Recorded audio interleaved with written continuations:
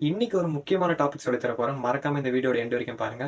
இந்த டாபிக் என்ன அப்படின்னு பார்த்தீங்கன்னா, learn to live in the present moment.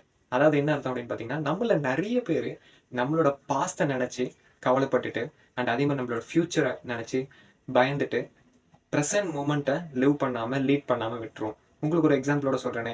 So, நம்மளோட பாஸ்ட்ட மட்டுமே நம்ம நெனச்சுட்டு வந்தோம் அப்படின்னா, நமக்கு எண்ட் ஆஃப் த டே என்ன தெரியுமா கிடைக்கும்? ஒரு சேட்னஸ் கிடைக்கும். நம்ம மேல ஒரு கான்ஃபிடென்ட்டே இருக்காது நம்மகிட்ட. அண்ட் அதே மாரி ஒரு ஹோப் இருக்காது நம்ம பண்ற விஷயங்கள்ல. எப்பவுமே ஸ்ட்ரெஸ்டாவே இருப்போம் கவலைப்பட்டுட்டு.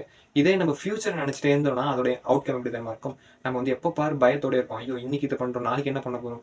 இந்த பணத்த வச்சு நான் என்ன பண்ண போறேன்? நாளைக்கு எனக்கு இவ்வளோ பணம் இருக்குமா?